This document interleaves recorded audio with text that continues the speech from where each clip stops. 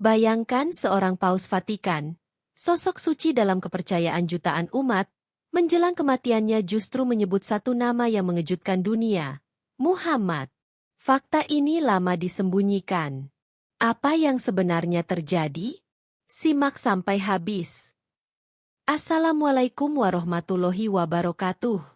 Halo sahabat semua, selamat datang di channel Lawang Swargo, tempatnya cerita-cerita sejarah Islam yang jarang diketahui banyak orang. Sebelum kita mulai, jangan lupa klik tombol like kalau kalian suka dengan pembahasan seperti ini. Tekan subscribe dan aktifkan loncengnya, supaya kalian gak ketinggalan kisah-kisah menarik berikutnya.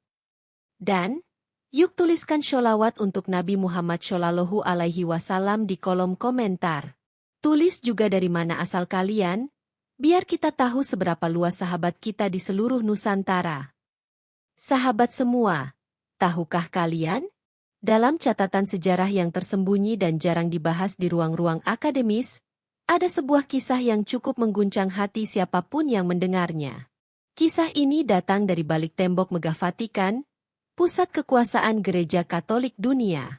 Diceritakan bahwa salah satu paus yang pernah menduduki singgasana tertinggi di Vatikan, menjelang detik-detik akhir hidupnya, justru mengucapkan nama yang selama ini dianggap asing dan bahkan kadangkala dipandang kontroversial di kalangan mereka, nama Muhammad. Cerita ini tidak pernah tercatat secara resmi dalam dokumen-dokumen Vatikan yang terbuka untuk umum. Tidak ada dalam arsip resmi, tidak tercetak dalam kronik sejarah yang sering dipelajari di sekolah-sekolah. Tapi justru karena itulah, banyak peneliti sejarah independen, baik dari kalangan Muslim maupun non-Muslim, yang merasa tertarik untuk menelusurinya lebih dalam.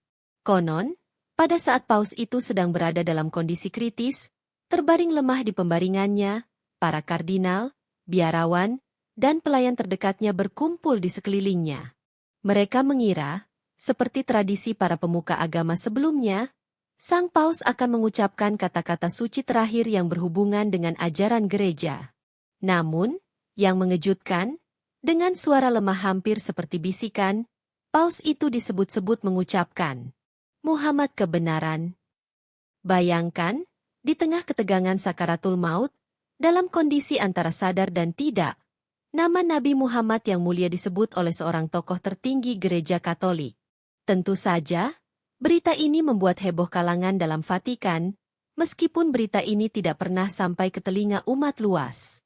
Hanya segelintir orang yang menyaksikan secara langsung peristiwa itu, dan sisanya memilih diam, bungkam, seolah-olah tak pernah terjadi apa-apa. Mengapa kisah ini bisa tersembunyi begitu rapat?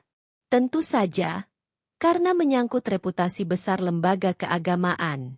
Dalam sejarah, kita tahu, hubungan antara dunia Kristen Barat dan dunia Islam tidak selalu harmonis, bahkan seringkali diwarnai konflik dan ketegangan.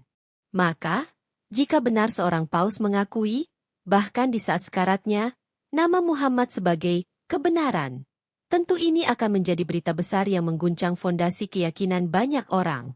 Sejak dulu, Vatikan dikenal sangat selektif dalam membuka informasi kepada publik.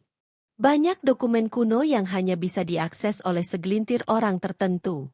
Bahkan ada area khusus di Vatikan yang disebut Secret Archives, tempat di mana ribuan dokumen sejarah disimpan rapat dan tidak bisa sembarangan diakses.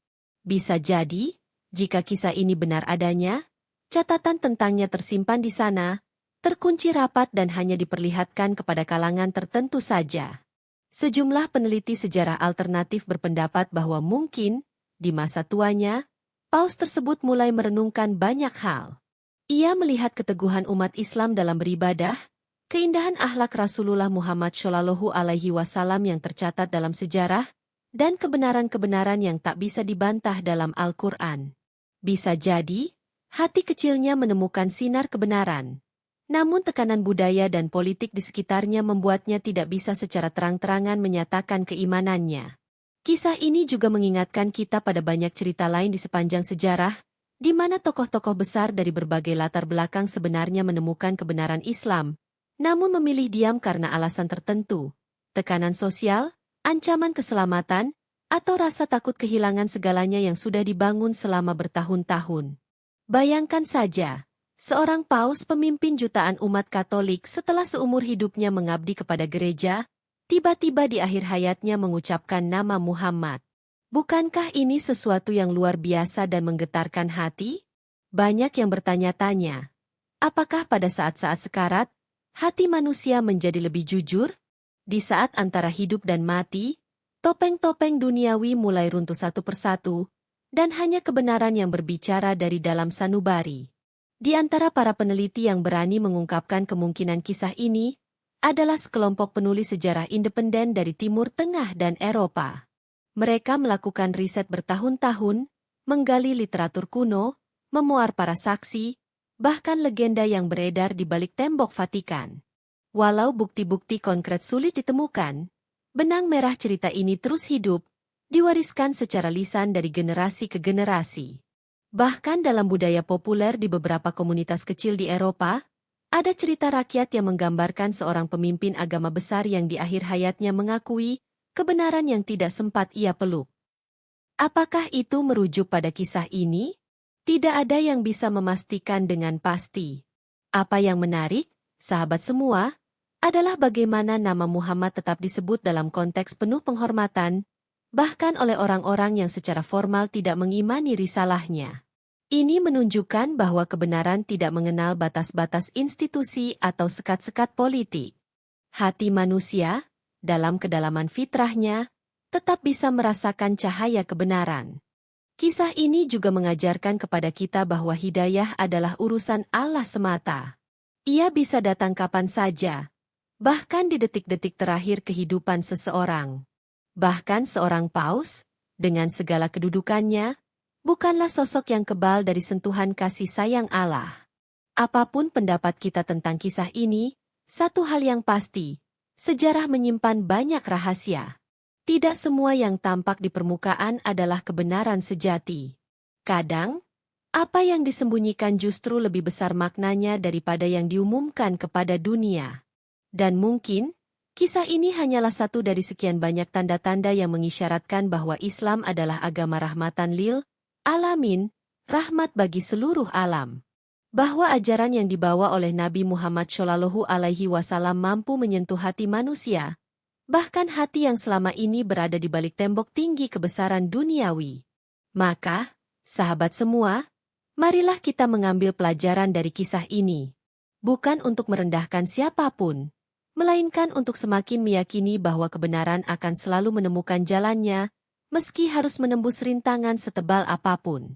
Dan yang lebih penting, kita belajar untuk selalu mendoakan agar Allah memberikan hidayah kepada siapapun, dimanapun mereka berada. Karena hidayah itu milik Allah, dan hanya Dia yang mampu membolak-balikan hati manusia. Sahabat semua, kisah yang tadi kita dengar semakin menarik jika kita membahas lebih dalam tentang ucapan terakhir Sang Paus. Ada beberapa sumber kuno dan penelitian modern yang mengisahkan bahwa sebelum meninggal dunia, Paus tersebut sempat berbisik pelan, seolah mengucapkan dua kata yang sangat mengejutkan, Muhammad kebenaran. Suara itu begitu lemah, nyaris tak terdengar, hanya didengar oleh para pendamping yang saat itu ada di sekitarnya. Kata-kata yang keluar dari mulut seorang pemimpin spiritual sebesar itu jelas menimbulkan kecanggungan dan kegelisahan.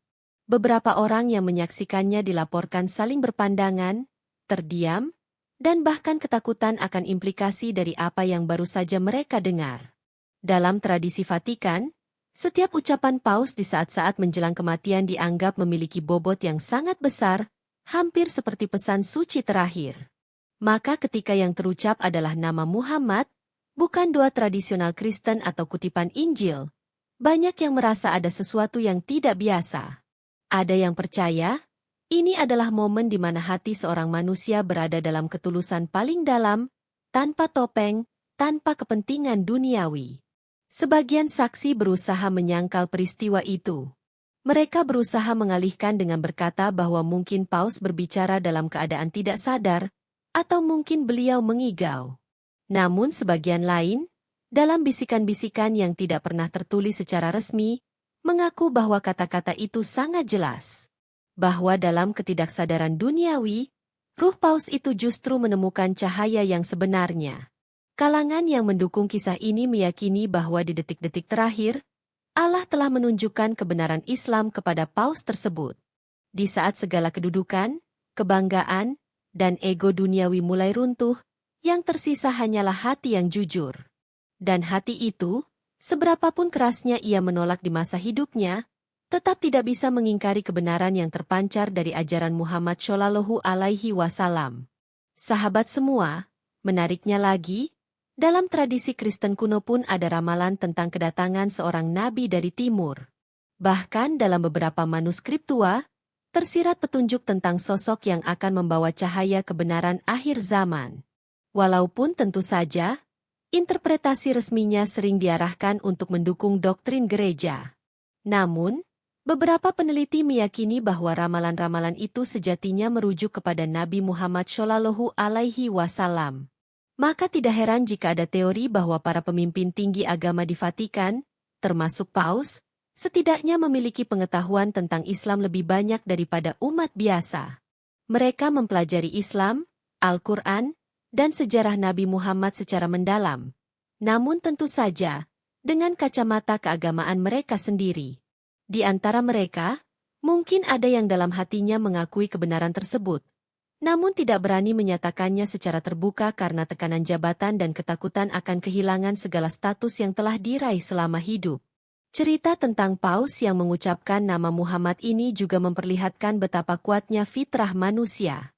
Bahwa di dalam diri setiap manusia, ada naluri bawaan untuk mengenali kebenaran, meskipun kadang terkubur oleh tradisi, pendidikan, atau tekanan lingkungan.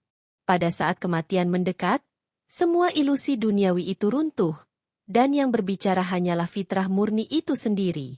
Namun, seperti yang bisa kita duga, kisah ini tidak diterima begitu saja oleh semua orang. Banyak pihak, terutama dari kalangan otoritas gereja, dengan keras membantah adanya kejadian seperti ini. Mereka menuduh bahwa cerita ini hanyalah propaganda atau bahkan fitnah yang disebarkan untuk melemahkan institusi gereja.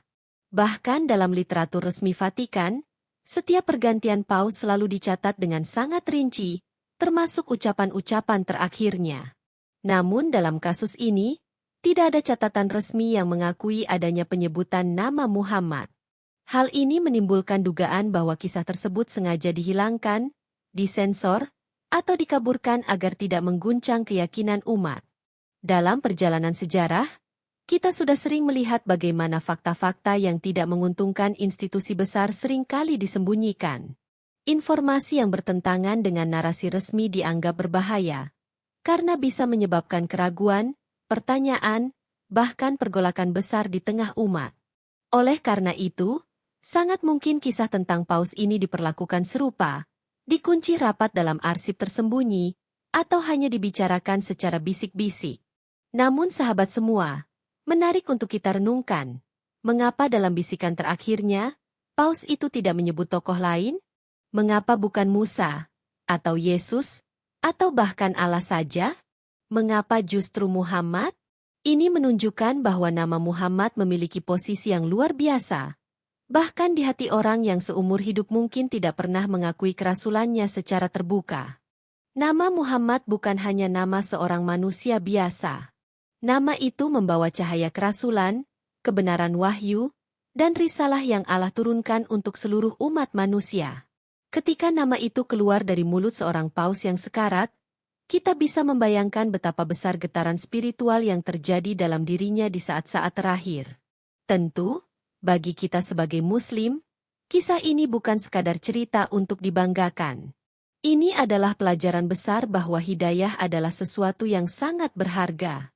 Betapa pentingnya kita menjaga iman, terus belajar, dan mendoakan agar saudara-saudara kita di luar sana juga mendapatkan petunjuk dari Allah. Kisah ini juga menjadi peringatan bagi kita, bahwa kematian bisa datang kapan saja, dan kita tidak pernah tahu apakah kita akan meninggal dalam keadaan membawa iman yang sempurna. Oleh karena itu, memperbanyak doa, memperbanyak amal soleh, dan menjaga hati tetap bersih adalah bekal terbaik untuk menghadapi saat itu.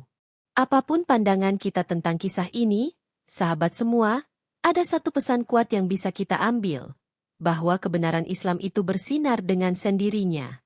Tidak perlu dipaksakan, tidak perlu direkayasa. Siapapun yang jujur dalam hatinya, suatu saat akan merasakan cahaya itu, bahkan dalam kondisi sekarat sekalipun. Mungkin, Paus itu tidak sempat mengucapkan syahadat secara penuh. Mungkin dia tidak secara formal masuk Islam. Tapi seandainya bisikan hatinya saat itu adalah pengakuan terhadap kebenaran risalah Muhammad Shallallahu Alaihi Wasallam, maka kita serahkan semua urusannya kepada Allah, Zat yang Maha mengetahui isi hati manusia. Dan kita, sahabat semua, sebagai umat Muhammad, harus terus menyebarkan akhlak mulia, terus mengajak dengan cara yang lembut, dan terus mendoakan semoga kebenaran Islam bisa semakin banyak dikenal dan diterima oleh orang-orang di seluruh penjuru dunia. Karena Islam bukan agama untuk satu kaum saja. Islam adalah rahmat untuk seluruh alam. Dan cahaya kebenaran itu, tak ada yang bisa menghalanginya. Sahabat semua, apa yang sebenarnya membuat kisah ini begitu mengguncang dan dipenuhi misteri, hingga disebut-sebut disembunyikan dari umat? Jawabannya terletak pada sejarah panjang hubungan antara Vatikan dan dunia Islam. Ada dinamika yang begitu dalam, pertarungan antara pengakuan dan penyangkalan, antara rasa ingin tahu dan rasa takut. Tidak sedikit sejarawan independen yang menyebut bahwa ada banyak dokumen kuno, surat-surat rahasia, dan arsip tertutup yang menyimpan fakta mencengangkan tentang bagaimana tokoh-tokoh Vatikan sesungguhnya memandang Islam, bukan dengan kebencian, tapi dengan kekaguman tersembunyi. Seorang sejarawan dari Spanyol pernah menulis dalam jurnal ilmiahnya bahwa beberapa paus terdahulu, termasuk paus yang dikisahkan mengucapkan nama Muhammad sebelum meninggal, diketahui mempelajari Al-Quran secara mendalam. Mereka bahkan mengoleksi manuskrip Arab kuno dan mempelajari sejarah Nabi Muhammad bukan untuk mencari kesalahan, tapi justru karena merasa ada kekuatan besar yang tak bisa mereka abaikan. Dalam dokumen pribadi yang bocor ke publik, ditemukan catatan tangan paus yang menyebut, satu-satunya ajaran yang tak bisa dikalahkan oleh waktu adalah ajaran Muhammad. Namun sayangnya, dokumen-dokumen seperti ini tak pernah diumumkan ke dunia secara resmi. Mengapa? Karena mengakui keagungan ajaran Islam secara terbuka dianggap akan mengguncang stabilitas keimanan umat Katolik sedunia. Seperti bom waktu yang bisa meledak kapan saja. Maka, segala hal yang berbau, pengakuan, terhadap Islam harus dikubur dalam-dalam. Disensor. Dilarang diakses publik. Ada satu kisah menarik lainnya. Seorang pengurus arsip Vatikan yang tak mau disebut namanya pernah mengatakan kepada media alternatif Eropa bahwa ada lebih dari 100 manuskrip tua yang menceritakan pertemuan antara paus dan utusan muslim, yang sebagian besar berakhir dengan penghormatan tinggi terhadap Nabi Muhammad. Bahkan dikatakan, ada sebuah ruang rahasia di perpustakaan Vatikan tempat dokumen-dokumen tentang Islam disimpan, namun hanya bisa diakses oleh mereka yang telah bersumpah tidak akan membocorkannya keluar. Lantas, jika benar banyak paus mengetahui kebenaran tentang Islam, mengapa mereka tidak masuk Islam secara terang-terangan? Inilah bagian yang memilukan. Sahabat semua, tekanan institusi, kekuasaan, dan kekhawatiran akan kehilangan segalanya membuat mereka memilih diam. Seumur hidup mereka dibesarkan dalam kemewahan Vatikan, dihormati jutaan umat, diberikan gelar suci dan dihormati bak utusan Tuhan. Sulit bagi seorang manusia, siapapun dia, untuk melepaskan semua itu demi sebuah kebenaran yang baru dia temukan di ujung hayatnya. Bayangkan, seseorang yang telah hidup dalam lingkaran elit agama selama puluhan tahun, tiba-tiba harus menyatakan bahwa selama ini dia salah, bahwa justru Muhammadlah pembawa risalah terakhir. Itu bukan keputusan mudah. Itu ibarat meruntuhkan seluruh fondasi hidupnya. Mengakui bahwa semua yang dia ajarkan mungkin tidak lagi sejalan dengan kebenaran mutlak yang dia temukan di detik-detik terakhir menjelang kematian. Namun justru di sanalah keagungan Islam terlihat. Islam tidak membutuhkan pengakuan dari tokoh besar untuk membuktikan kebenarannya. Kebenaran Islam akan tetap bersinar, bahkan jika seluruh dunia menutup mata. Tapi jika orang-orang besar seperti Paus pun pada akhirnya mengakui dalam hati mereka, maka itu hanya menjadi penguat bagi kita semua bahwa jalan yang kita tempuh adalah benar. Sahabat semua, dalam Al-Quran Allah telah berfirman bahwa orang-orang yang diberi ilmu dari kalangan ahli kitab, sebagian dari mereka akan mengetahui kebenaran Islam seperti mereka mengenali anak-anak mereka sendiri. Tapi sebagian lain tetap akan menutupinya karena kesombongan dan ketakutan akan kehilangan dunia. Maka ketika Paus menyebut nama Muhammad di ujung napas terakhirnya, bisa jadi itu adalah wujud dari penyesalan yang mendalam. Penyesalan karena baru menyadari kebenaran saat ajal sudah di depan mata. Kita tidak sedang merayakan penderitaan seseorang. Kita juga tidak sedang menghina agama lain. Sama sekali tidak. Yang kita lakukan adalah mengambil pelajaran bahwa hidayah itu milik Allah. Dan bahwa kita harus bersyukur telah dilahirkan dalam Islam, dalam cahaya. Yang telah lama dicari-cari oleh banyak orang di luar sana. Bahkan oleh mereka yang berada di puncak tertinggi agama mereka. Betapa banyak orang yang hidup mewah, dipuja, dihormati, tapi hatinya kosong. Mereka mencari kebenaran ke seluruh penjuru dunia. Membaca semua kitab, mempelajari semua sejarah, tapi masih merasa ada yang hilang. Dan banyak di antara mereka yang akhirnya menemukan kedamaian dalam Islam. Bukan karena dipaksa, tapi karena hati mereka bergetar ketika mendengar nama Muhammad disebut. Karena jiwa mereka bergetar saat mendengar ayat-ayat Al-Quran dibacakan. Itulah mengapa kita, sebagai umat Islam, jangan pernah merasa rendah diri. Jangan pernah merasa agama kita kuno atau tidak modern. Justru Islam adalah agama yang tak lekang oleh zaman. Ajarannya sempurna, lengkap, dan selalu relevan, bahkan bagi seorang paus sekalipun. Maka jangan heran jika pada akhirnya banyak tokoh besar dunia yang diam-diam mulai tertarik mempelajari Islam, meskipun tidak semuanya berani menyatakan secara terbuka. Terakhir, sahabat semua, kisah ini seharusnya menguatkan keimanan kita. Bahwa di dunia ini, tidak ada yang benar-benar bisa disembunyikan selamanya. Kebenaran, bagaimanapun ditutup-tutupi, akan selalu menemukan jalan untuk muncul ke permukaan. Dan ketika ia muncul, akan ada dua jenis manusia, yang bersyukur karena telah berada di jalan yang benar, dan yang menyesal karena selama ini menolaknya. Maka marilah kita menjadi bagian dari golongan pertama. Golongan yang menjaga iman, terus memperdalam ilmu agama, dan menyebarkan kebaikan dengan penuh kelembutan. Karena siapa tahu, dari ucapan-ucapan sederhana kita, ada orang yang tersentuh dan akhirnya kembali ke jalan Allah.